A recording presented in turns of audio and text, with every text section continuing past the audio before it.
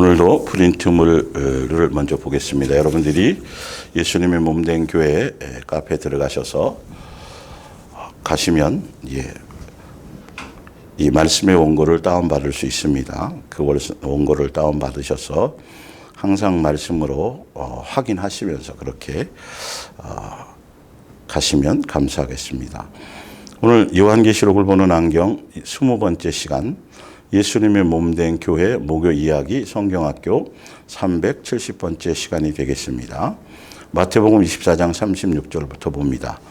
그러나 그날과 그때는 아무도 모르나니 하늘의 천사들도 아들도 모르고 오직 아버지만 아시느니라. 38절에 봅니다. 홍수 전에 노아가 방주를 들어가던 날까지 사람들이 먹고 마시고 장가들고 시집가고 있으면서 지금 마태복음 24장 1절부터 계속 끝까지 하면서 요한계시록과 교차해서 계속 이 말씀을 조명해 보고 있는데요. 지금 이 마태복음 24장 36절 뒤에 끝부분의 결론 부분을 몇 주째 계속 반복해서 좀 더 세밀하게 디테일하게 이 부분들을 말씀을 보고 있습니다. 더군다나 이 종말에 대해서 이 종말론자들이 지금 그 요한계시록이나 이 종말에 대한 내용들을 자꾸 일반 성도들도 마찬가지예요.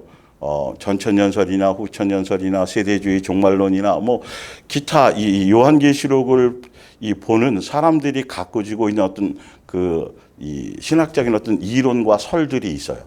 그러니까 대체로 보면 일반적인 성경들은 그냥 뭐 선입견을 가지고 어떤 설을 가지고 보지는 않지만, 물론 이제 교단에 따라 이제 뭐 구원론이라든지 이런 것들이 차이가 있어서 장로교나 감리교나 침례교나 성결교나 그들 나름대로의 어떤 교리와 사상이라는 바탕 안에서 또한 성경을 보기는 하지만, 더군다나 이 종말에 대한 이 말세에 대한 이 부분들은 사람들이 그래서 그런 것들을 선입견을 가지고 자꾸 이런 내용들을 대하면 성경에서 정작 예수님이 말씀하시고자 하는 그 의도보다는 예를 들어서 뭐 전천년설, 후천년설, 뭐 세대주의 종말론부터 시작해서 기타 이런 것 중에 한 설을 따라서 그 사람 그 지식을 갖고 있으면 마태복음 24장을 보면서 이 환란이라든지 휴거라든지 기타 이런 데에 자꾸 이게 마음이 빼앗기지, 마태복음 24장을 통해서 예수님이 본질적으로 하시려고 하는 어떤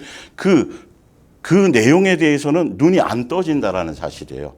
그러니까 선입견을 먼저 가지고 보면 자기가 생각하는 그것을 어떻게 하든지 증명하려고, 그것을 어떻게 하면 설명하려고 그쪽에만 눈이 띄어지게 돼 있어요. 그러니까 예를 들어서 어떤 사람이 길을 물어보거나 또 뭐 어디를 찾아오도록 설명을 할 때 보면 교회 다니는 사람들은 대부분 교회를 중심으로 설명을 해요. 그런데 뭐 장사를 하거나 기타 뭐 이런 사람들은 뭐 미용실을 중심으로 설명을 하든지 보면 그 동네를 수없이 지나다녔어도 교회에 관심이 없는 사람은 그 교회가 뭐 무슨 교회인지도 모르고 교회가 있는지도 모르고 그냥 지나갈 수 있어요. 그리고 뭐 술집이나 이런 데 관심이 없고 식당에 이런 데 관심이 없는 사람은 누가 물어보면 혹시 이 동네에 이런 뭐 술집이 있어요? 그러면 저 같은 경우는 모른단 말이에요. 처음 듣는데요, 이럴 수 있어요. 근데 가만히 보면 뭐 집 근처에 실제로 있었던 것이죠. 평상시에 관심이 없으면 그쪽에 눈이 안 가고 있는지 없는지도 모르는 것처럼 마찬가지예요. 이 종말론에 대해서 그 잘못 전하는 어떤 종교적인 지식과 이론과 어떤 사상의 선입견을 안에서 이런 것들을 보면 오늘 지금 마태복음 24장 끝부분을 계속 지금 제가 강조하고 계속 이제 반복해서 좀 자세하게 설명을 하고 있는데, 그냥 그 선입견을 내려놓고 그냥 순수한 그 목적으로 1절부터 쭉 끝까지 이렇게 여기 51절까지 읽어보면 이 내용은 예수님께서 어떤 것이 목적이 아니라 언제 오시는 것도 아니고 때를 따라하는 것도 아니고 정말 이 환란이나 뭐 이런 거 7년 대환란이라든지 뭐 휴거란 이런 쪽의 목적이 있는 것이나 지금 여기에 주제는 다른 것이 아니라 예수님이 언제 오실지는 아무도 모르니까 너희가 제대로 된 종을 만나서 깨어서 잘 준비하라. 거짓 선지자를 만나면 그들은 표적과 이적을 통해서라도 너희를 미혹하고 처음부터 사람을 미혹하고 속일 것이고 그러니까 너희는 거짓 선지자들의 사람의 미혹을 받지 않도록 해라. 그리고 거짓 선지자들은 이런 자들이다 라고 계속 말씀하고 계시면서 또 계속 지난주에 말씀드린 것처럼 계속 반복해서 또 언급하는 건 뭐냐면 전혀 모른다라는 거죠.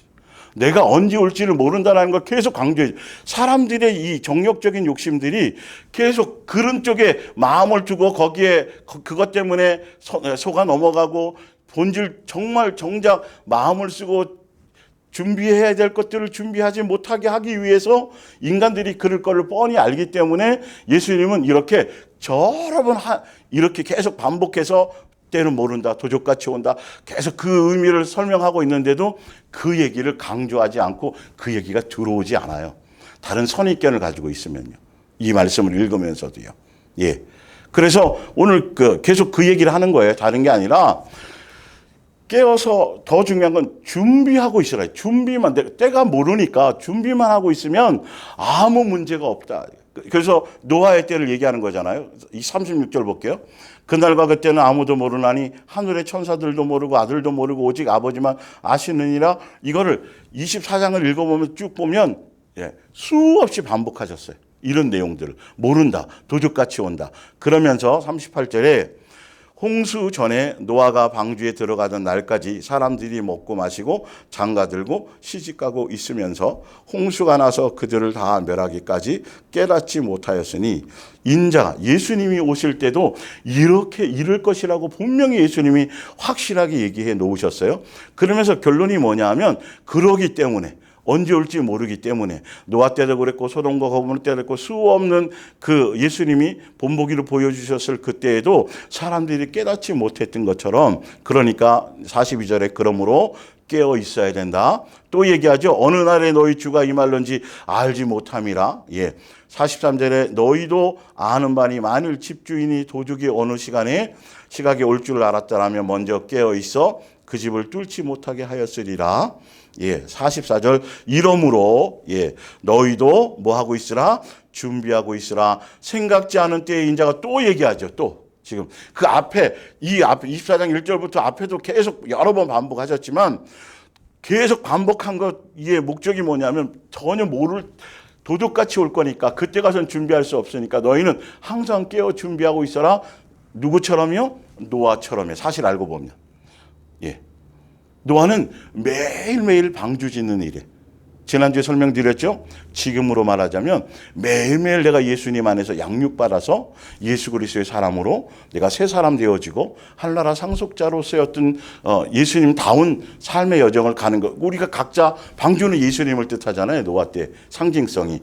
우리가 예수님의 성전이 성령이고 하시는 전이 성부 성자 성령 세 하나님이 성전 삼았다 그럴 때는 세 분의 영이 우리 안에 오셔서 우리가 함께 그 여정을 가는 거. 그러니까 우리가 너희는 성령의 전인 줄 알지 못하느냐? 그러니까 그분이 거룩한 것처럼 이거 거룩해라. 그러면서 예수님을 닮아 그렇지 않으면 멸하여 버리시라. 그러면서 우리가 우리 속에 있는 새 사람, 옛사람적인 것들, 우리의 속사람을 새롭게 하고 예수화 되어져 가고 그것을 날마다 방주를 보수하며 지어져 가는 것과 똑같이 다른 데 마음 두지 말고 볼게요. 다시 볼게요. 이제 좀 더.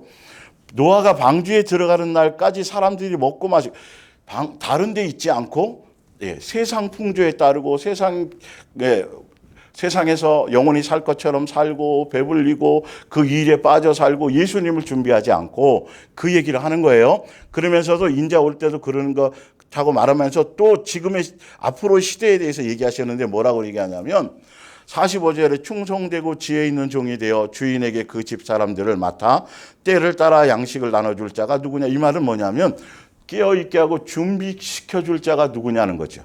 예. 자, 그런데 48절에 만일 그 악한 종이 마음에 생각하기를 주인이 더디오리라고 하여서 49절에 동료들을 때리고 술 친구들과 더불어 뭐해요? 똑같이 노아 때도 먹고 마시고 장가들고 시집가는 것처럼 예수님이 오실 것에 대한 준비를 시켜주지 않고 자꾸 때를 계산하게 해주고 이때쯤인데 아직까지는 그렇지. 자꾸 언제 현상적인 거, 때적인 거 그거 말고 언제 오시는 것과 관계없이 오늘 오실 것처럼 항상 노아가 방주 짓듯이 항상 우리가 양육 안에 있고 매일매일 자신을 돌아보며 세상 술에 취하지 않고 거기 나와 있죠. 볼게요. 먹고 마시게 되면 이 말이죠. 세상 풍조에 빠지고 세상 술에 취하고 기복주의에 처하고 번영신학에 처하고 세상 혼합주의에 취하게 세상과 짝하고 겸하고 세상을 사랑하고 세상 이런 것들이요. 예. 이런 것들이 이 땅에 있을 동안 정리가 되어져 오직 예수님에 대한 사랑과 오직 예수님만을 닮아가고 새 사람 되어져 가고 예수님께서 주고 가신 새 계명 안에서 그것을 이루어가는 매일매일 1260일이라는 그 영적인 의미 매일매일 우리는 양육받는 곳에서 내 방주를 지어가는 곳에서 그래서 그거죠.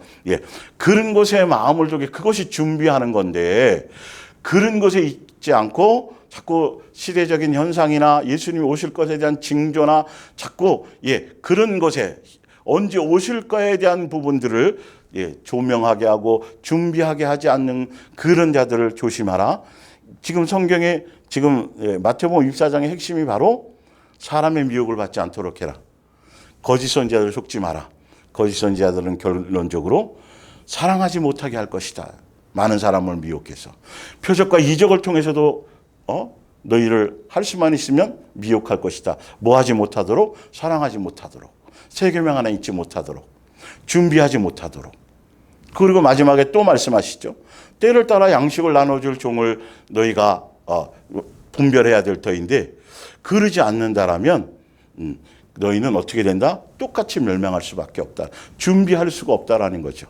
그래서 지난주에 열처녀 비유부터 쭉 다시 제가 설명을 드렸어요. 오늘은 좀 더 오늘 말씀을 여러분들이 들으면서 더 확실하고 정확하게 예수님이 오시기 전까지 예수님이 죽고 부활하시고 가시면서 우리에게 그 이후부터 성령님이 임하시고 우리에게 성령님을 보내주시고 우리를 성전 삼아서 그 이후부터 예수님이 죽고 부활하신 이후에 우리의 그 이후부터 그때부터 말세의 시작이거든요. 사실은요.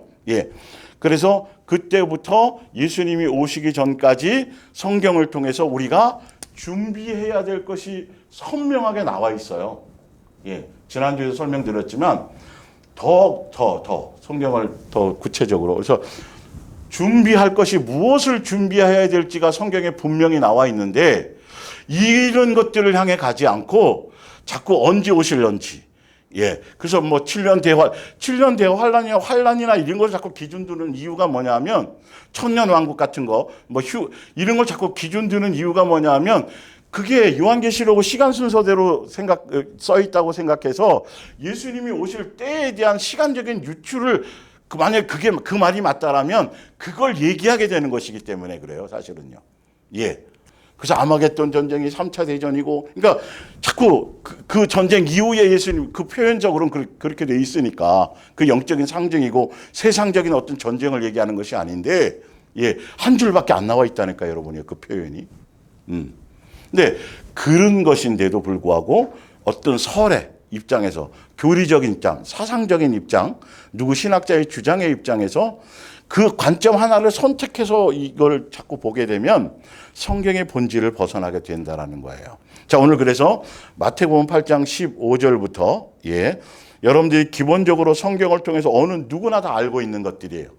그 본질을 보면 이 부분을 보면 그래 이거 왜 다른 얘기를 하는 게 이상한 거잖아.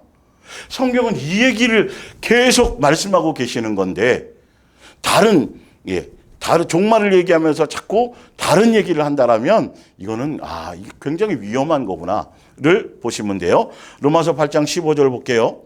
현대어 성경으로 되어 있는 겁니다. 준비해야 될 내용을 정확하게 지금 더 구체적으로 설명드리려고 그래요.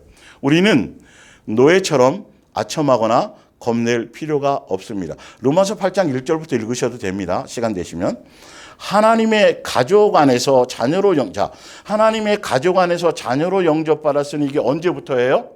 예수님이 죽고 부활하시고 죽으시면서 십자가에서 우리 죄를 사하시고 우리를 성령으로 인치신 그 순간부터 우리는 자녀의 권세를 회복해서 의롭다 칭함을 받고 의의 관을 쓰게 된 것이고 예수님이 호적에 올라간 것입니다. 이건 죽고 부활하시고 성령님이 오신 바로 그 이후부터를 얘기하는 거예요. 자, 하나님의 가족 안에서 자녀로 영접받았으니 하나님의 자녀답게 행동하여 하나님을 아버지라고 불러야 합니다. 16절에 그것은 이유를 설명해 줘요. 왜 그래야 하는 것인지. 하나님의 성령께서 우리의 마음 깊은 곳에 말씀하시며 우리가 참으로 하나님의 자녀라는 것을 증거해 주고 계시기 때문에 성령님이 오셔서 우리를 성전 삼으셔가지고 성령 세례를 받은 사람들은 다른 것이 아니라 성령님이 오셔서 강력하게 고유하게 우리를 이게 조명해주고 알게 하고 깨닫게 해주고 확신 가운데 거하게 해주시는 게 뭐냐면 너희는 예수님의 자녀고 창세전부터 그랬고 그 계획 안에 있고 너희는 이제 아버지라고 부를 수 있고 아버지와 자녀의 관계 안에서 예수님의 한 가족 안에서 이라는 것을 이제 증언하고 계신 건다는 거예요. 성령께서 오셔서 우리를 아버지와 자녀의 종교의 신의 관계, 기독교나 유대교의 종교의 어떤 신의 관계가 아니라 종교적인 관계가 아니라 진짜 아버지와 자녀의 관계라는 것을 확증을 주시고 증거를 해 주셔서 우리가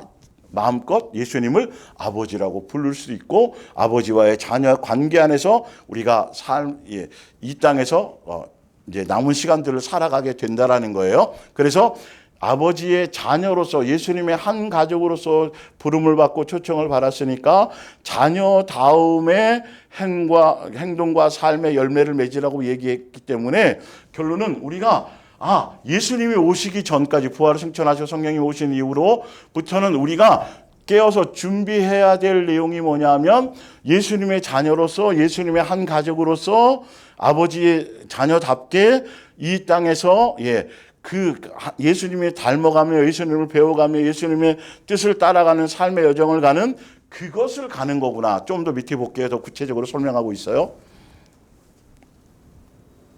17절에 자녀가 되었다라는 뜻은 우리를 자녀 삼았다라는 뜻은 이건 창세전부터 있었던 계획을 그대로 실행하셔서 증거하시는 거예요. 우리는 천국 복음이에요. 그게 하나님의 자녀가 되었으니 하나님께서 아들이신 예수께 주신 것처럼 우리에게도 그분의 재산을 하늘나라 상속을 자로서 분깃을 나누어 주실 것입니다. 그런데 예수님이 그걸 공짜로 받은 게 아니에요. 예수님은 그러니 만일 우리가 그 아들의 영광을 함께 누리기를 바란다라면 그분의 고난에도 함께 동참하는 게 마땅할 것입니다. 우리가 지금 당하고 있는 이 고난은 장차 우리가 누릴 영광과 비교하면 아무것도 아닙니다. 하나님의 자녀로서 완전한 권리를 받게 될 날을 고대하고 있습니다. 그날에는 하나님께서 우리에게 약속하신 대로 두 번 다시 병에 걸리지도 않고 죽지도 않을 새 몸을 주실 것입니다.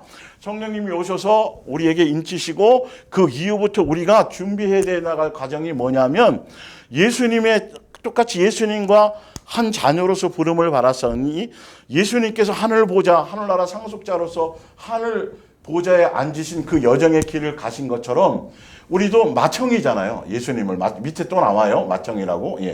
그래서 우리가 맏형이신 예수님이 가신 길을 똑같은 상속자니까 하늘나라 상속자로서 상속받을 준비를 하는 거예요. 이 준비예요. 예수님의 자녀다움이죠. 그걸 어떻게 상속받으셨냐면 예수님은 하늘 보좌를 버리시고 이 땅에 오셔서 죽기까지 십자가에 죽기까지 아버지의 뜻을 순종하여서 뭘 하신 거죠?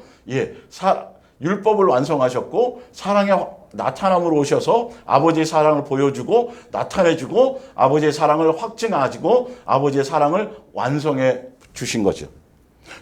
이걸 통해서 이 아버지가 주신 이 계명을 순종을 통해서 이 사랑하라는 계명을 완성하신 이것으로 말미암아 이 땅에 오셔서 다 뭐 받으시고 고난 받으시고 죽기까지 십자가에 순종한 그 길을 그래서 빌립보서 2장에 나오는 것처럼 상속자의 길에서 상속받을 수 있는 권한을 갖고 보좌 우편에 앉아 계시다고 되어 있잖아요.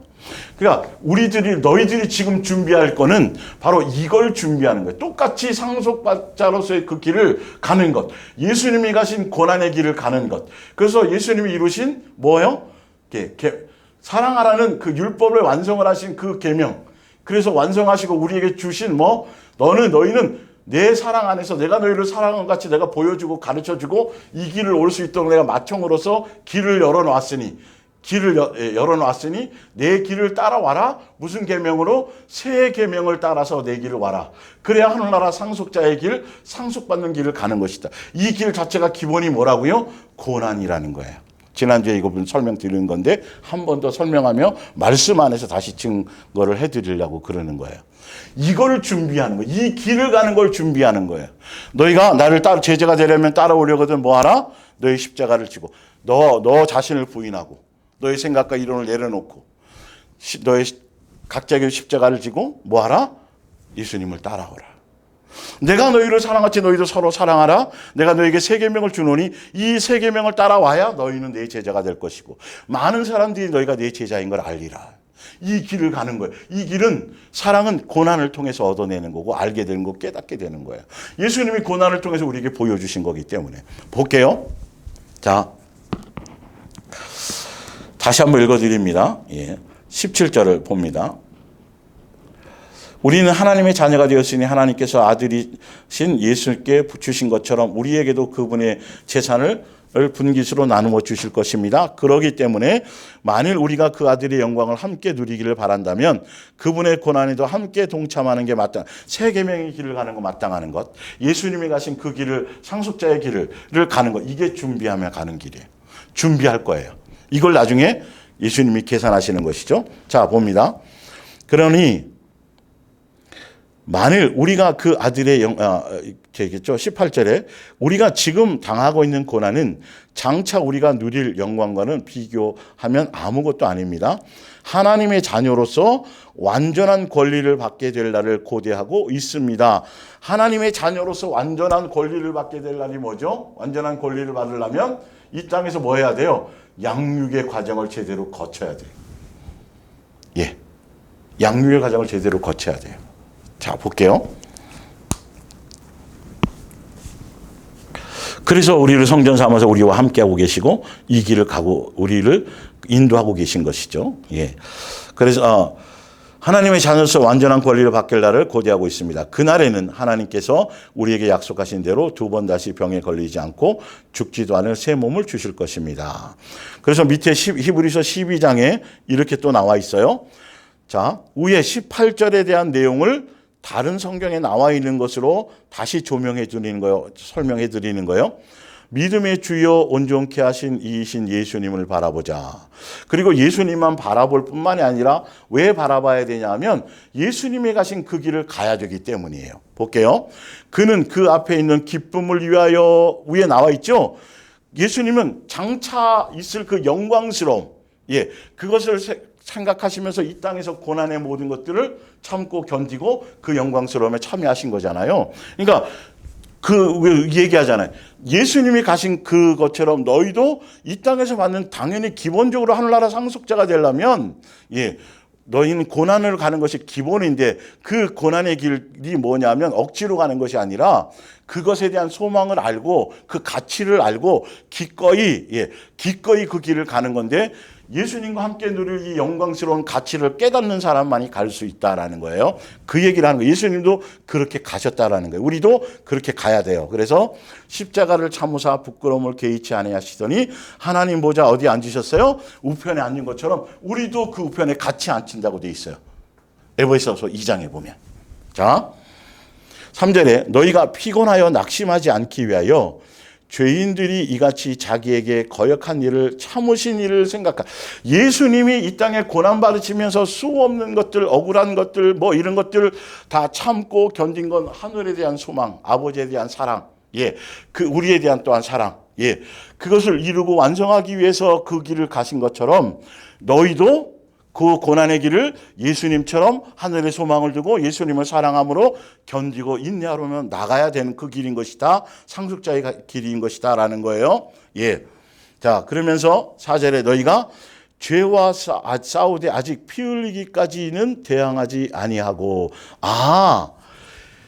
고난이, 여기 고난이 뭐냐면 양육의 길이냐, 불순물을 빼는 거잖아요. 정금같이 나오는 거잖아요. 믿음에 대한 연단이잖아요. 사실 알고 보면 이 과정 가운데 아직 제대로 믿지 않는 자들에게 회개의 기회를 주시는 것이고요. 하여튼 한 건데, 이 부분이 뭐냐면 내 속에 남아있는 아직 옛사람의 죄성들, 마귀적인 요소들, 속 사람을 깨끗하게 해야 되는데, 이 양육의 과정을 통해서 이 불순물이 금광에서 금을 캐잖아요. 금을 캐면 금덩어리 자체를 캐내는 게 아니라 그 안에, 돌덩이 안에 금이 박혀 있는 것이 원석이 나오는 거예요, 사실은요. 그 원석에서 순도 99.9%의 금을 캐내야 되는데, 바로 마찬가지예요. 우리도 예수님으로 의롭다함을 받았지만, 그러나 예수님이 가신 그 길을 가는 걸 통해서 우리가 천국 백성처럼 하늘나라 상속자로서의 이 양육의 길이 그러니까 세상에 사람이 태어나도 젖을 먹이고 자라게 하고 성장하게 하고 교육을 시키고 사회인이 될 수 있도록 이 과정이 가는 것처럼, 육의 사람이 영의 사람이 되어지고, 신분은 받았지만, 호적에는 올라가 있지만, 하늘나라 상속자로, 하늘나라 시민권자로서의 삶의 이 땅에서 그 양육의 과정을 통해서 예수님의 자녀다움으로 이 부분이 마귀적인 요소를 빼서 뭐가 되어야 되냐면 제대로 양육되어져서 불순물을 제거해 나가는 과정이 뭐다? 고난의 과정이다. 볼게요. 이게 남과의 싸움이 아니고요. 내 속에 있는 죄성, 마귀적인 요소, 시기, 질투, 다툼, 분쟁, 이 수많은 것들이 있잖아요. 내 안에 남아있는 그 흔적들, 지금은 내 것은 아니지만 그 흔적들과, 그것이 바로 내 속에 있는 죄거든요. 사랑하지 못하게 하는 요소들이요. 그것과 피 흘리기까지 싸우는 과정이 고난의 과정이에요. 예수님이, 그 전에 예수님이 이걸 우리를 위해서 담당하셨고요. 고난을 통해서 예수님이 짊어지시고요. 그래서 우리가 이 길을 갈 수가 있는 거예요. 자, 6절에 주께서 그 사랑하시는 자를 징계, 훈련입니다. 이건 양육 같은 뜻, 원어로는요. 징계하시고 그가 받아들이는 아들마다 채찍질 하심이라 하셨으니, 7절에 너희가 참음은 징계를 받기 위함이라 하나님의 아들과 같이 너희를 대우하시나니 어찌 아버지가 징계하지 않는 아들이 있으리요. 징계는 다 받는 것이거늘 양육은 다 받고 훈련을 다 누가 받는 거, 이 말이에요. 너희에게 없으면 사생자여 친아들이 아니니라. 똑같은 얘기죠, 지금. 로마서 8장에 예수님이 죽고 부활하시고 성령님이 이 땅에 오셔서 아버지와 자녀의 관계로 확증하시고 인쳐주시고, 그것으로 우리는 이제는 예수님이 가신 상속자의 그 길을 가게 되는데, 우리를 예수님의 자녀로, 맏아들로, 친아들로 대우하시는 그 삶의 여정이 고난의 길이라는 거예요. 양육의 길이라는 거예요. 태평성대가 아니고 훈련의 길이라는 거예요. 그래서 여러분, 사회에서 아무리 잘 나가는 사람도 군대 가서 군복 입혀놓으면 그냥 철부지처럼 되어져요. 그 안에서 하루하루 시간이 가면서 이제 제대할 수 있는 사람, 이제 훈련병으로서의 이등병 그 계급을 달 수 있는 사람으로서의 그 훈련을 통해서, 과정을 통해서 이등병 계급장을 다는 것처럼, 우리 마찬가지로 군대 갈 자격이 없어서 못 가는 사람도 있단 말이에요. 우리는 자격이 주어져서 친아들로 대우하시고 예수님의 자녀로서 하늘나라 상속자로서의 그 길을 가게 하는 자녀들에게는 반드시 양육과 뭐가 있다? 훈련, 같은 말이에요. 원어로는 훈련의 과정이 있다. 이 길 자체가 바로 뭐다? 우리 속에 있는 불순물을 빼는 고난의 길이다. 이것을 준비하는 게 준비하는 거예요, 실제로는요. 이걸 준비하라고 하는 거예요, 성경에는요.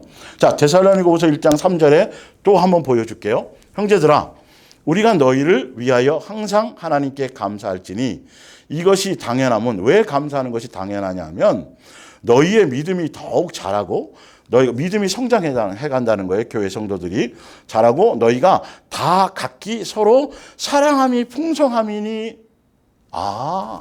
여러분, 이런 표현 하나하나가 얼마나 그 중요한 키워드를 주는지 아세요? 사도 바울이 데살로니가 그 교회 성도들을 예수님께 그렇게 양육해 주시고 예수님이 통치해 주시고 예수님이 그렇게 행해 주시는 것에 대해서 예수님께 정말 마땅히 감사하지 않을 수가 없다. 왜 감사하는 내용이 뭐냐면 너희가 믿음이 성장하고 그 성장함을 통해서 서로가 뭐가 풍성해요? 사랑이 풍성하다는 이게 열매예요. 세계명 안에서 그들이 제대로 복음 안에서 진리 안에서 제대로 교회가 잘 가고 있기 때문에 이게 예수님이 하신 거 양육하신 거기 때문에 그렇다라고 사도 바울이 얘기하는 거예요. 예. 자 볼게요. 4절에 그러므로 너희가 견디고 있는 모든 박해와 이 당시에 뭐 초대교회는 엄청 박해가 심했죠. 요한계시록 7교회처럼요. 모든 박해와 환난 중에서 너희 인내와 믿음으로 말미암아 하나님의 여러 교회에서 우리가 친히 자랑하노라. 그러니까 사도 바울이나 베드로서나 쭉 자세히 보면요. 박해나 죽을 것, 요한계시록에는 박해나 환난이나 핍박이나 순교당한 수많은 그 사건들이 있고 수많은 박해 가운데 있고 어려운 가운데 있는데 그것을 굉장히 두렵거나 그것을 강조하거나 그렇게 표현한 구절이 없어요. 그냥 당연히 있는 거, 마땅히 그 길을 가야 되는 것. 그런데 그 가야 되는 길인데 너희들이 당연히 그 길을 당연히 인내로 잘 가고 있는 것. 왜 잘 가고 있을까요? 예수님이 함께 하시니까요. 예, 예수님의 사랑으로 넘어갈 수 있도록 감싸주고 성령을 통해 역사해 주시니까요. 그들이 대단해서가 아닌 것이요. 그러니까 마땅히 그 길을 가는 거예요. 대한민국에 태어나서 국방의 의무를 감당해야 될 사람들은 마땅히 군대 가는 거예요. 특히 그것도 자격이 주어진 사람이라면 그냥 갔다 오는 거지 뭐 거기에 대단한 뭔가가 있어라고. 그 길을 그냥 사주 훈련, 육지 훈련 그거 받는 거야. 그걸 해야지 이등병이 되고 그 과정을 거쳐야 자대 와가지고 제대라는 걸 하지 않겠니? 그런 식으로 표현한 거예요. 막 엄청나게 막 두렵거나 막 이렇게 표현하지 않았어요. 예, 제대로 원리를 알면 이게 7년대 환란 뭐 이런 것들이 얼마나 잘못된 그 해석인지가 환란이 없다는 게 아니라 매 순간이 환란이란 말이에요. 우리는 매일매일. 그리고 그건 당연히 통과해야 될 과정이고 정상적인 사람들조차. 볼게요. 그 밑에 또 설명되어 있어요. 5절에 뭐냐면 자랑하노라. 이는 하나님의 공의로운 심판의 표다. 너희가 고난받는 거, 핍박받는 거, 이 과정을 거치는 건 예수님이 살아계시고 공정하다는 뜻이다 이 말이에요. 예. 자. 너희로 하여금 하나님의 나라에 합당한 자로 여김을 받게 하려 하면 나와 있잖아요. 하늘나라 상속자가 되게 하고 하늘나라에 마땅한 예수님이 먼저 길을 가셔서 길을 열어놓으시고 성령님을 돕는 성령님을 보내서 우리와 함께 하시면서 이 길을 마땅히 갈 수 있도록 가르쳐주고 설명해주고 예수님에서 알려주시고 해서 이 길을 갈 수 있도록 이 고난의 길을 가는데 그 가운데는 핍박을 받을 때도 있고 억울함을 당할 때도 있고 사람마다 다 틀려요. 꼭 외부적인 박해나 그런 것이 아니더라도 태평성대라도 하면서도 내 안에서의 옛사람과의 싸움의 그 치열한 전투 이것도 여러분 피 흘리기까지 싸우는 거 얼마나 고통스럽고 힘든지 알지 못해요. 그 안에서 그것 때문에 우울증 걸려서 죽는 사람이 생길 수 있고요. 자살하는 사람이 생길 수 있어요. 못 이기면. 하여튼 간에 뭐 좀 심하게 표현하자면 그렇다는 것이겠죠. 그러나 그런 모든 과정은 예수님이 공정하다는 거예요. 왜? 예수님이 가신 그 길을 똑같이 그 길을 여정을 가지 않고 그냥 공짜로 그냥 우리의 노력과 우리의 수고와 우리의 의로 간다는 소리는 아닌데 그 예수님의 양육의 과정이 없이 그냥 그러니까 낙하산식으로 외국인 근로자 누구랑 높은 사람이랑 잘 알아서 시험도 안 보고 과정도 안 거치고 교육도 안 받고 그냥 시민권이 주어진다라면 이건 예수님은 불의하신 분이 아니니까. 이렇게 환난당하고 그리스도 안에 있지만 환난당하고 이런 것들을 이 여정을 간다는 자체가 예수님은 공정하시다라는 거예요. 그 과정을 거쳐서 정금같이 나온 자들만이 갈 수 있는 것이니까. 너희는 그 길을 거쳤기 때문에. 요즘에 나오잖아요. 하여튼 편법으로 아버지 백 때문에 이렇게 학교 같은 거 다 취소되고 그거 다 불의한 거잖아요. 그것처럼. 하여튼 자 다시 5절 이는 하나님의 공의로운 심판의 표요 너희로 하여금 하나님 나라에 합당한 자로 여김을 받게 하려 함이니 그 양육의 과정이라는 자체가 하나님 나라에 합당한 자로 여김을 받게 하려고 상속자 되게 하려고 가는 거예요. 그래서 태평성대나 양육이 없거나 고난이 없거나 그냥 잘 먹고 잘 살고 아무 문제 없고, 여러분 예수님 안에서는 사자굴 속에 들어가지 않는다는 게 아니고, 풀무불 속에 들어가지 않는다는 게 아니고, 어떤 질병 자체에 걸리지 않는다는 게 아니고, 어떤 사건 사고가 안 생긴다는 게 아니에요. 그러나 사자굴 속에 있으면서도 예수님으로 기뻐하고 평강하는 거예요. 내가 이 땅에서 남들보다 많이 벌지 못하더라도, 떵떵거리지 못하더라도 그것과 관계없이 예수님이 주시는 것으로 자족하며 기쁨으로 천국 생활을 누려가는 것이죠. 그 얘기를 하는 건데, 이걸 종교적으로 잘못하니까 사람들은 이런 일 당하지 않게 해주세요, 이런 일 안 생기게 해주세요, 올해 뭐 좋은 일만, 이 자체가 벌써 예수님이 가는 길과는 전혀 관계없는, 교회 안에 있지만 예수님과 관계없는 그런 사람들일 수밖에 없다라는 거예요. 제대로 아셔야 돼요. 그래서 환난이나 핍박이나 공고나 박해나 이걸 자꾸 강조하고 두렵게 얘기하는 자체가 잘못된 거예요. 예수님이 그러려고 하는 게 아니기 때문에요. 자, 볼게요. 자, 그 나라를 위하여 너희가 또한 고난을 받느니라. 당연히 고난을 받는 거예요. 6절에 너희로 환난을 받게 하는 자들에게는 그러니까 환난을 당하려면 그 환난의 도구가 있어야 될 거 아니에요. 부지깽이가 있어야 되겠죠. 불을 떼려면.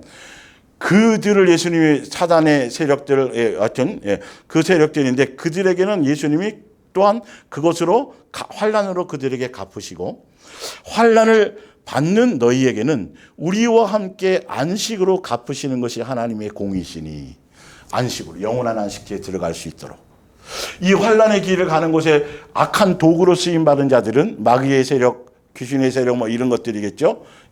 그런 자들은 당연히 예수님이 너희들을 박해하고 핍박하고 했던 도구로 사용됐던 그들은 당연히 예수님이 그들에 대한 처분을 내게 하실 것이고, 너희들은 이 과정을 통과해서 예수님의 보좌 우편에 함께 앉히게 될 안식처에 들어가게 될 것이다. 이게 공의다, 공정하시다라는 거예요.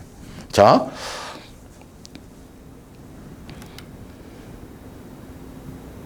7절 계속 읽을게요. 주 예수께서 자기의 능력의 천사들과 함께 하늘로부터 불꽃 가운데서 나타나실 때, 심판으로 재림하실 때 말이죠. 8절에 하나님을 모르는 자, 전혀 예수님 자체를 믿지 않는 자들이 있고요. 자들과 또 우리 주 예수의 복음에 복종하지 않는 자들, 전혀 믿지 않는 자들과 또 교회는 다니고 주여 주여 하는데 뭐 하지 않은 자들이요? 뜻대로 말씀대로 제대로 순종하지 않은, 양육의 길을 가지 않은 자들이요. 그런 자들은 사생아예요. 왜? 계속 그것만 요구하니까. 어려움 없게 해주세요. 병 걸리면 고쳐주세요. 이런 일 안 생기게 해주세요.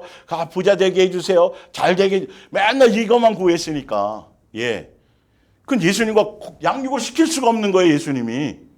그 믿음이 없고 예수님이 원하는 그 길을, 뜻을 전혀 알지 못하니까. 구분하시죠? 봅니다. 주의 복음을 복종하지 않는 자들에게는 형벌을 내리시리니, 이런 자들은 주의 얼굴과 그의 힘의 영광을 떠나 영원한 멸망의 형벌을 받으리로다. 그래서 심판 때는 주여 주여 하지만, 여전히 믿는다고 하지만 바르게 믿지 않고 종교성 안에 있고, 염소와 같은 자들, 그런 자들이 심판받는 거라 그랬어요. 생명책에 이름이 기록된 자들은 심판과 상관이 없다고 돼 있어요. 분명히 제가 요한계시록 할 때 해드렸었죠, 예전에. 자, 이런 자들, 그날에 그가 강림하사 그의 성도들에게, 생명책에 이름이 기록된 자들, 말씀대로 순종한 자들, 제대로 양육의 길을 거친 자들에게서 영광을 받으시고 모든 믿는 자들에게서 놀랍게 여김을 얻으시리니, 이는 우리의 증거가 너희에게 믿어졌습니다. 내가 너희들에게 설명하고 가르치고 했던 것들을 너희가 믿었기 때문에, 그 길을 제대로 순종해서 갔기 때문에, 양육의 길을 갔기 때문에 함께 그 영광을 누리게 될 것이라는 거죠. 예수님은. 19절, 이거는 다른 게 아니라 위에 로마서 8장 지금 18절에 대한 것들을 제가 다른 성경에 있는 걸 해서 또 자세하게 설명을 드렸던 것이고, 지금은 로마서 8장 19절을 좀 읽어드립니다. 모든 피조물은, 자, 여기에 이제 보면 예수님이 왜 천지를 창조하셨는지, 우리를 향해서 앞으로 가야 될, 우리가 준비해야 될 것이 무엇을 준비해야 하는 것인지는 더 정확하게 나와 있어요. 구체적으로 자세하게 나와 있어요.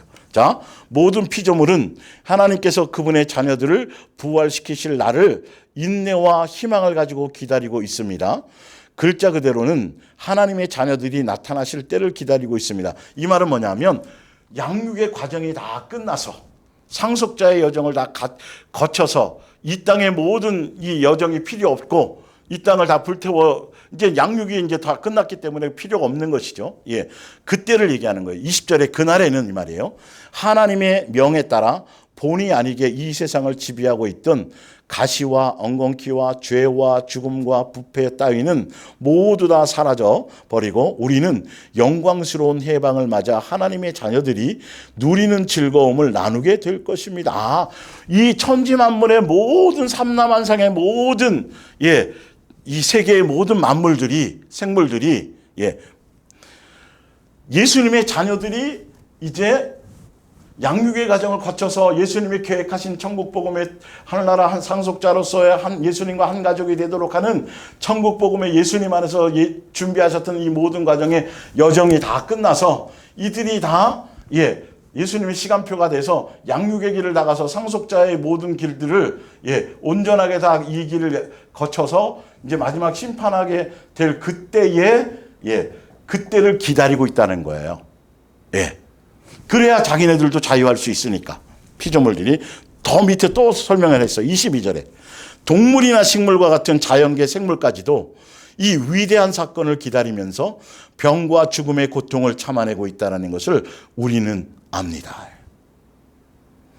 천지 만물이 자연에 있는 모든 천지 만물조차도 이 표현을 좀 더 위에서 좀 보면 하나님의 18절에 하나님의 자녀로 완전한 권리를 받게 될 그날 양육의 과정을 그러니까 이 세상은 우리를 양육하기 위해서 잠깐 동안 이곳 천지를 창조하셔서 여기서 예수님의 자녀다움으로 하늘나라 상속자로서 이걸 하시려고 에덴 동산도 그렇게 창조하셨고 근데 그것에서 유괴당해버리고 말았잖아요. 그래서 예수님이 오셔서 다시 세계를 열어놓으신 것이죠. 그래서 부활하신 이후에 그걸 십자가에서 완성하시고 부활하신 이후에 성령님을 통해 이 땅에 보내주시면서 아버지와 자녀의 관계로서 그때부터 이제는 다시 양육의 길을 걷게 할 수 있는 기회를 주신 것이죠. 사실은요. 그래서 하늘나라 상속자로서의 이 양육의 길을 간 천지 만물도 다 알고 있는 이 과정. 이게 준비하고 있는 과정이에요. 깨어서 준비하는 게 자꾸 이 양육의 길을 이걸 준비하는 거라니까. 예수님 자녀다움, 예수님의 인격, 예수님의 성품, 예수님의 마음, 예수님의 뜻, 예수님이 이루신 것, 그 길을 가는 거예요. 세상의 모든 욕망을 버리고 쾌락도 버리고 세상 사랑함을 버리고 부자 되려는 마음도 버리고 세상에 속한 모든 여정을 버리고 오직 예수님만 사랑한 목적으로 예수님이 가신 그 길, 말씀 안에서 순종의 길을 가는 것. 이 때를 기다리고 있는 것이 모든 피조물도 그렇게 모든 동물과 식물과 모든 자연계에 있는 모든 만물도 이걸 알고 그들도 기다리고 있는 거라는, 빨리 양육이 끝날 수 있도록. 자, 23절에 성령을 받고 장래의 영광을 미리 맛본 그리스도인조차도 성령님이 오시면 장래일을 말하시라 말씀하셨고 성령님을 받게 되면 장래의 영광을 미리 맛본 그리스도인조차라는 건 뭐냐면 성령님이 임하시면 천국 복음의 뜻과 계획을 알아요. 예수님의 한 가족으로 우리를 부르시기 위해서 이런 여정을 가게 하실 것이고 이걸 통해서 나중에 예수님의 한 상에서 함께 밥 먹으며 영광을 누릴 이 양육의 길, 예수님이 천국 복음에 대한 이 모든 이거 베드로서에도 수없이 나와서 제가 찾아드렸죠. 장래 앞으로 우리가 어떤 소망을 가지고 어떤 영광스러움에 대한 것을 가지고 이걸 인내하고 잘 견디고 잘 통과하고 잘 양육받을 수 있도록 이 영광스러움에 대해서 성령님이 오시면 이 모든 천국 복음에 대한 창세전에 계획하셨던 이것들을 알게 하시고 성경을 통해서 깨닫게 하실 거라는 거예요. 이것을 맛보고 알고 있는 자들도 이 말이에요. 자, 믿음을 제대로 갖고 있는 자들도 이 말이죠. 조차도 고통과 고난에서 놓여나기 위해 신음하며, 고통과 고난에서 놓여나기 위해서 신음한다라는 건 사랑의 열매를 맺는 이 양육의 과정을 마칠 때까지, 그때를 기다리며 소망하며 기쁨으로 기꺼이 이 말이에요. 거기에 대한 소망으로, 천국에 대한 소망으로, 양육의 길을 제대로 가는 것을 얘기해요. 자, 그건 요한복음 16장에도 이렇게 나와 있죠. 13절. 그러나 진리의 성령이 오시면 그가 너희를 모든 진리 가운데로 인도하시고, 예수님이 가신 그 길을 알게 하고 그 길을 따라가게 할 것이고, 이 말이죠. 그가 스스로 말하지 않고 오직 들은 것을 말하며 장래의 일을 너희에게 알리시리라. 그러니까 장래의 일을 알린다 그러니까 무슨 뭐 세상에 돌아갈 자꾸 점 보는 식으로 내 개인의 인생사의 어떤 것, 이게 아니라 이 위에 나와 있는 것처럼 천지 창조 전에 있었던 천국 복음의 계획, 예수님으로 말미암아 가야 될 인생의 여정, 하늘에 대한 소망, 너희가 왜 고난을 받는지 이 길을 어떻게 당연히 기꺼이 하늘에 대한 영광, 이 땅에서의 이것은 받을 영광과는 좋게 비교할 수 없으니까 기쁨으로 당연히 마땅히 즐거움으로 누구나 통과하는 것처럼 그렇게 갈 수 있도록 그런 것들을 알게 하고 깨닫게 해주실 거라는 소리예요. 자. 그리고 히브리서 6장에도 또 이런 표현이 나와 있죠. 한 번 빛을 받고 하늘의 은사를 맛보고 성령에 참여한 바 되고 하나님의 선한 말씀과 내세의 능력을 맛보고도, 이 말이죠. 지금 이런 것들을 다 경험하고도. 근데 이 모든 것들은 사실 아직 어떤 내용들이에요? 성령에 참여하고 성령의 은사 정도까지 맛본 정도예요. 지금 양육을 통해서는 은사는 이런 건 기본적으로 선물로 주어는 거잖아요. 은사는요. 노력과 애씀이 아니고. 왜? 성령에 뭐 하려고요? 양육을 통해서 성령의 열매를 맺기 위한 과정을 가도록 하기 위한 하나의 기초적인 것. 어린아이와 같은.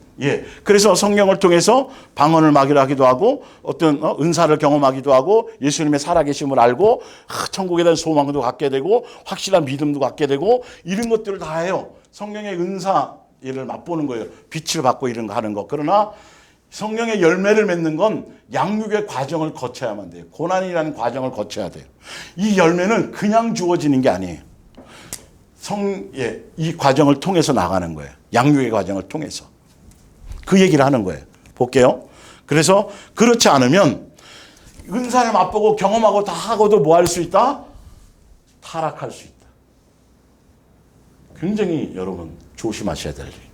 미혹당할 수 있다. 타락한 자들은 다시 새롭게 회개할 때는 회개할 수가 없어요. 왜? 위에 한 번 빛을 받고 하늘의 은사도 맛보고 성령에 참여한 바도 되고 하나님의 선한 말씀과 말씀에 대해서도 깨닫고 그리고 내세의 능력을 맛보고 이 모든 걸 다 알고도 타락할 수 있어요. 열매 맺지 못하면, 제대로 양육의 길을 끝까지 인내로 가지 못하면, 열매 맺는 길을 가지 못하면 타락할 수도 있는 수없는 미혹에 빠질 수 있는 많은 위험한 요소가 있다는 것이죠. 이러면 다시 회개 그냥 하면 되지. 아니요. 회개도 예수님이 마음을 주셔야 할 수 있는 거예요. 회개할 수 없어요. 왜? 다시 예수님이 십자가를 못 박아야 되니까. 성경에 나와 있잖아요. 그래서 무엇을 준비하는지를, 준비의 내용이 뭔지를 정확하게 아셔야 돼요. 이걸 준비하는 거예요. 이걸 예수님 닮아가는 것, 열매 맺는 것. 이 열매를 나중에 보신다고 돼 있잖아요.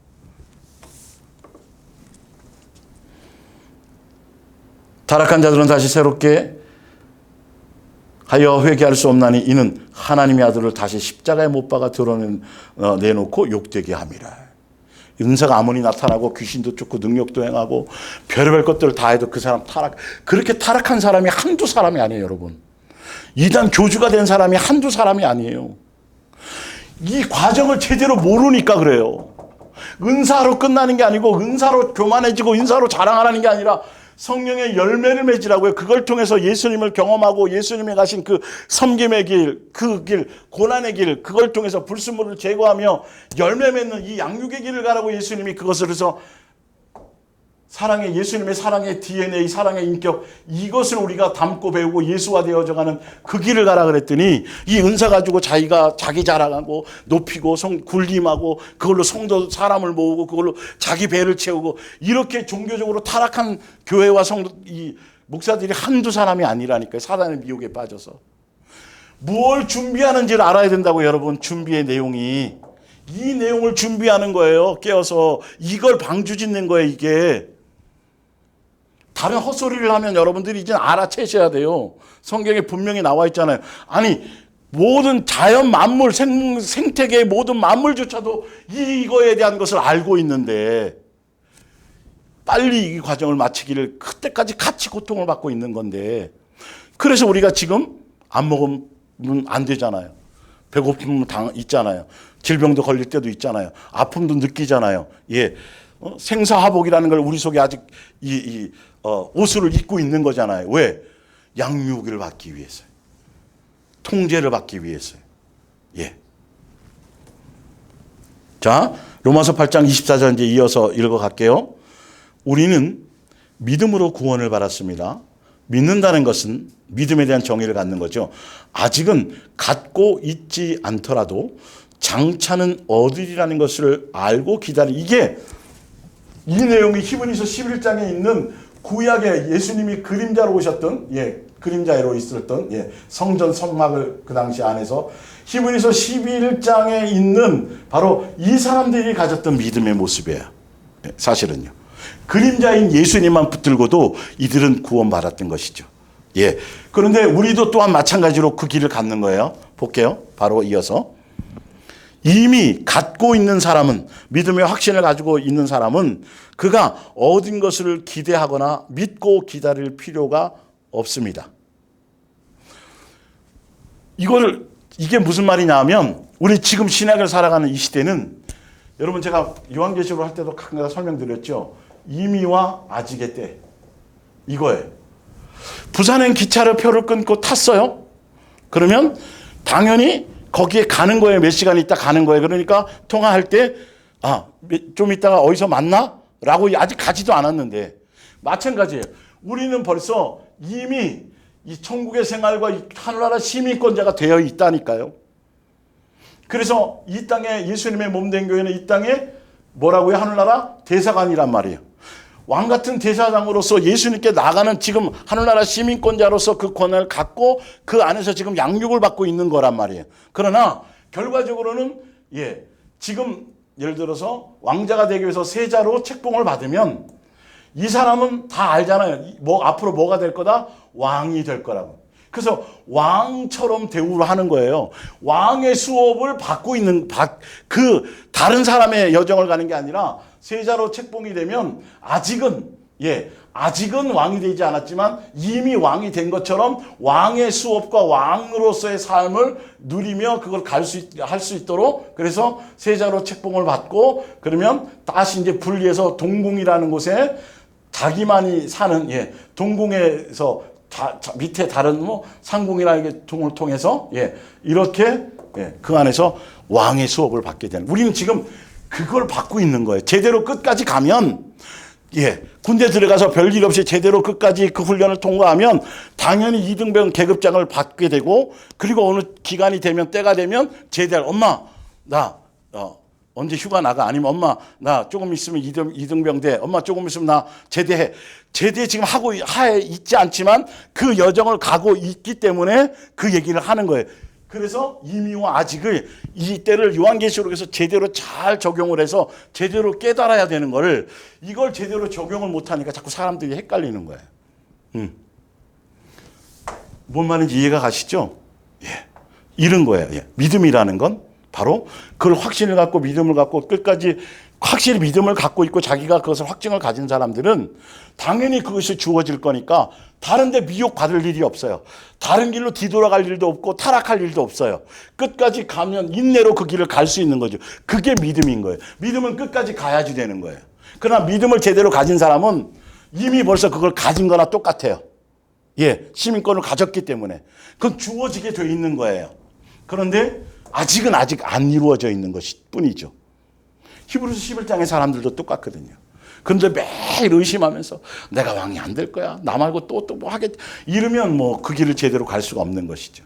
제대로 아셔야 돼요. 자,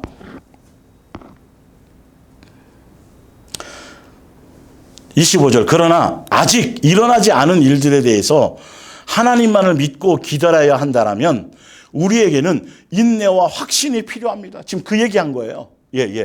준비는 바로 이런 걸 준비하는 거예요. 예수님이란 제대로 이 여정을 알고 가고, 그래서 예수님 믿고 천국의 것들을 맛보고 은사도 경험하고 이런 사람들조차도 그냥 고난이 없이 그냥 보너스로 가는 게 아니라 그런 사람들조차도 이 땅에서는 새 옷을 덧입기 위해서 고린도후서 5장처럼 처럼 이 땅에서는 신음하며 갈 수도 있다라는 것이죠. 그게 마땅히 가야 될 길이라는 거예요. 자,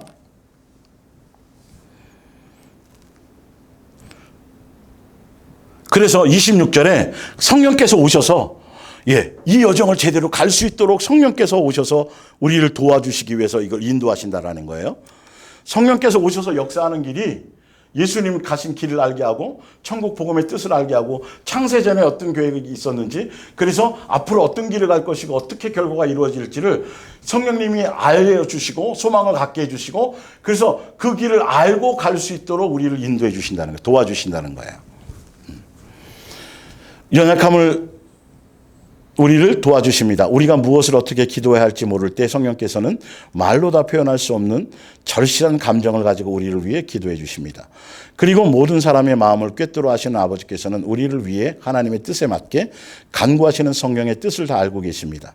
우리가 하나님을 사랑하고 하나님의 계획에 맞게 살아가기만 하면, 예수님의 뜻대로 제대로 그 인도함을 따라 예수님의 몸된 교회 안에서 제대로 사랑의 공동체 안에서 가는 방향과 목적성을 알고 제대로 된 새 계명을 따라서 양육의 길을 가는 그 길을 그냥 노아가 방주짓듯이 매일 그 길을 꾸준히 가고 있기만 하다면, 이 말이에요. 지금 그 뜻이에요. 하다면, 살아가기만 하면 모든 일이 유익한 것임을 우리는 알고 있습니다. 다른 거 고민할 일이 없어요. 그냥 준비한 대로 그대로 준비하고 가보면 아무 때나 오셔도 관계가 없는 거예요. 근데 이걸 제대로 가지 않는 사람들이 자꾸 자기 욕망 때문에 자꾸 다른 걸 전하는 사람들, 자꾸 거짓을 전하고 이상한 걸, 욕망적인 걸 전하는데 자꾸 마음을 빼앗기는 거죠. 유튜브에 자꾸 속는 거죠. 이 길을 제대로 확신이 없는 거니까요. 무슨 길을 가는지 전혀 알지 못하니까요. 뭘 준비해야 되는지를 제대로 알지 못하니까요. 이미와 아직의 의미를 모르니까요. 29절에 하나님께서는 처음부터 누가 당신에게 올 사람인가를 아시고 그들을 당신의 아들과 같이 될 수 있도록 정해두셨습니다.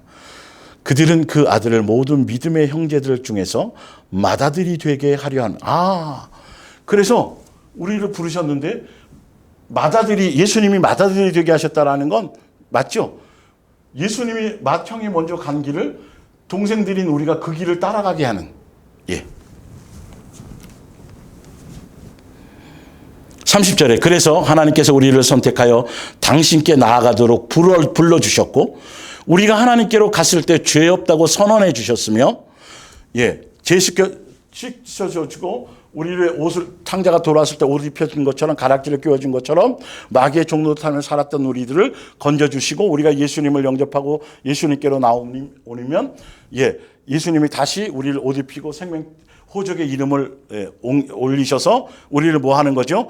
양육의 길로 우리를 누구 닮아가도록, 맏형이신 예수님이 가신 그분을 닮아가도록, 그 인생의 여정을 예수님이 계획하고 준비해 놓으셨다라는 거예요. 자, 볼게요. 바로 죄 없다 선언하셨습니다. 그리고 보세요. 그리고 밑에, 그리고 그리스도의 선량한 성품, 예수님의 사랑의 DNA죠. 예수님의 인격이죠. 예수님의 마음이죠. 지니게 하여서, 이걸 양육을 통해서, 진리의 가르침을 통해서 우리에게 붙어있기만 하면, 예수님이 제대로 사랑 안에서, 반드시 사랑한 관계 안에서만입니다. 그게 붙어있는 거니까요. 그렇게 되면 무엇을 알게 하고 준비시키냐면 예수님의 선한 성품, 성령의 열매, 이 말이에요. 지니게 하여서 하나님과 올바른 관계를 맺게 해주셨으며 그분의 영광을 우리에게도 약속하셨습니다. 여러분, 얼마만큼 더 자세하게 설명을 하겠어요? 뭘 준비할지, 어떤 여정을 가게 할지, 성령님을 왜 보내셨는지, 뭘 준비하게 하신다라는 거예요.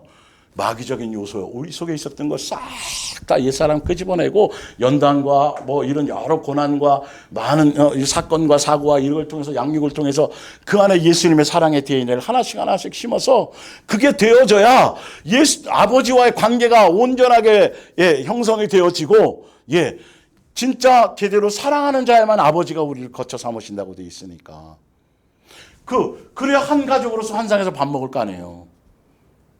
진짜 그게 한 가족으로서의 천국 잔치고 한 가족 삶을 여는 게 천국 복음의 계획이었으니까 하늘에 속한 신령한 복을 그게 바로 그거잖아요.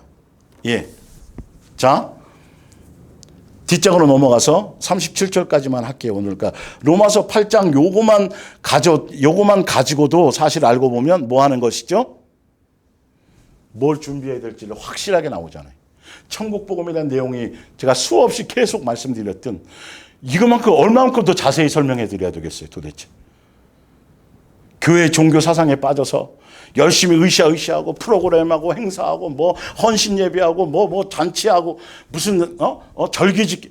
여러분 지금 그것을 얘기하는 게 아니라니까요. 그건 인간의 의의만 생기고 자기 의의만 생기고 교회 안에서 네가 잘나네 내가 잘나 이건 없어지지 않아요. 이게 제대로 사랑의 공동체로서의 본질을 따라가지 않으면, 제대로 예수님께 붙어 있어서 중매받지 못하면,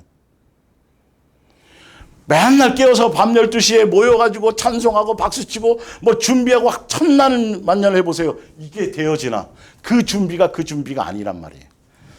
자, 31절. 이런 놀라운 은혜를 우리가 무엇으로 다 표현할 수 있겠습니까? 하나님이 우리 편인데 누가 감히 우리를 대적할 수 있겠습니까? 35절. 그러면 누가 우리를 그리스도의 사랑에서 떼어놓을 수 있겠습니까? 우리가 어려움이나 재난을 당할 때, 또 박해받고 죽임을 당하고 순교당하고, 여러분 이것만큼 힘든 게 어디 있어요? 초대교회에 실제로 있었던 것이고, 히브리서 11장에 나오는 그 뒤쪽에 나오는 그림자인 예수님만을 바라보고도 그렇게 수없이 실제로 박해받으며 육체의 목숨이 순교를 당했던 많은 사람들이 있어요. 박해받고 죽임을 당한다 할 때 과연 그것이 그리스도께서 더 이상 우리를 사랑하지 않기 때문이겠습니까? 굶주리고 헐벗고 위험을 당하고 죽음에 직면한다고 해서 그것이 하나님께서 우리를 버리신 것이겠습니까? 세상은 종교적으로는 그렇게 설명을 하잖아요. 얼마나 더 자세히 설명해야 되겠어요. 그러니까 박해나 고난이나 핍박이나 환난 전혀 두려워할 일이 아니에요. 요한계시록에도 두려워하지 말라고 돼 있어요. 그건 과정이다 너에게. 믿음의 베드로서에도 수없이 나와 있잖아요. 그거 받는 거 오히려 너를 버린 게 아니고 예수님이 안 계신 게 아니고 그게 아니야. 네가 억울함을 당하고 이 땅에서 어떤 양육의 과정 가운데 억울함 당하고 양육의 과정 가운데 너 속에 있는 것들이 불순물들이 드러났을 때 너희가 고통스럽기도 하고 속으니까 사실은 그 즐거워하고 기뻐하고 떡해야 되는 건데 사실은 제대로 복음을 알면 그래서 좌절하고 낭망하고 언제는 선했던 것처럼 다 속는 거거든요. 그 여정을 가게 될 거라는 걸 성령님은 알게 해주신단 말이에요. 자, 그렇게 하게 될 때 버린 게 아니에요. 그게 오히려 친자식처럼 대하는 거예요. 버린 자식이 아니라 사생아가 아닌 거예요. 그러기 때문에 오히려 너희는 친자식으로 대우받고, 왜? 진짜 아들이신 예수님도 가신 길인데 그 길을 아무나 가게 하냐고요. 왜 가는지, 무엇을 위해서 가는지, 바로 세 계명의 길을 가는 거예요. 우리는 이 가운데 불순물이 빠져요. 세 계명의 길을 갈 때 고난의 길을 가게 되고 그 열매 맺기 위해서 그걸 준비하는 과정이에요. 35절. 자, 36절 성경에는 다음과 같이 기록되어 있습니다. 우리가 주님 때문에 종일토록 죽임을 당하고 도살당할 양처럼 취급당하며 살아갑니다. 실제로 이렇게 살았던 로마 시대에 있었죠. 초대교회가 바로 이랬었거든요. 그랬었을 때도 이 말이에요. 37절에 그러나 이 모든 일에 우리를 사랑하시는 이로 말미암아 우리가 넉넉히, 결론은 예수님의 사랑 안에 있으면 예수님의 사랑으로 그렇게 실제로 취급받고 풀무불에 던져지고 사자굴에 던져져도 결론은 우린 육체는 혹시 없지만 죽음을 당할지 모르지만 우리 영혼은 우리는 살아서 예수님 안에서 안식을 누릴 수도 있고, 그걸 경험하지 않고 그냥 실제로 순교를 경험하지 않고 내 옛사람을 장사 지내고 순교당하는 그 과정에 그거 정금같이 나오는 그 외부적인 박해나 핍박이 아니더라도 태평성대라 할지라도 그 과정의 고통도 사실은 이 순교당하는 고통보다 더 하면 더했지 약하진 않은 과정이잖아요. 그것 또한 무엇으로 이겨요? 사랑으로 넉넉히 이기는 거예요. 자, 마지막으로 하나만 더 읽고 마칠게요. 요한계시록 21장을 볼게요. 내가 들으니 보좌에서 큰 음성이 나서 이르되 보라, 하나님의 장막이 사람들과 함께 있음에 하나님이 그들과 함께 계시리니 그들은 하나님의 백성이 되고 하나님은 친히 그들과 함께 계셔서 모든 눈물을 그 눈에서 닦아주시니 다시는 사망이 없고 애통하는 것이나 곡하는 것이나 아픈 것이 다시 있지 아니하리니 처음 것들이 다 지나갔습니다. 보좌에 앉으시니가 이르시되 보라 내가 만물을 새롭게 하노라 하시고 또 이르시되 이 말은 진실하고 참되니 기록하라고 하시고 또 내게 말씀하시되 이루었도다. 나는 무엇을 이루었냐 하면 알파와 오메가 처음과 마지막 창세 전에 계획했던 것 그것을 예수님이 사실은 십자가에서 다 이루신 거예요. 예, 이루시고 그 이루신 거를 하나하나 구체적으로 실행해 나가는 과정이죠. 사실은 알고 보면 마귀가 결박되어져서 판결이 났어요. 나나 집행되진 않았잖아. 그래서 살아있는 거야 아직도요. 영향력을 미치고 목줄 안에서. 그거와 마찬가지예요. 자, 그래서 또다 난 알파 오메가 처음과 마지막이라 내가 생명수 샘물을 목마른 자에게 값없이 주리니 이기는 자는 이것들을 상속받으리라. 아까 나왔죠. 아까 이기는데 뭘로 이겨요? 예수님의 사랑으로 넉넉히 이기죠. 자기 죄와 싸워서 이겨요. 사단의 모든 박해와 환난과 핍박과 어떠면 사단이 또 부유하게 해주고 사단이 평안하게 해주고 사단이 세상 것에 취하게만 이런 모든 것, 모든 미혹, 내 속에 있는 죄성 이 모든 것과 모든 미혹과 싸워서 죄와 싸워서 피 흘리기 싸워서 뭐한 자들을 이긴 자들 그 이김은 누구를 통해 이겨요?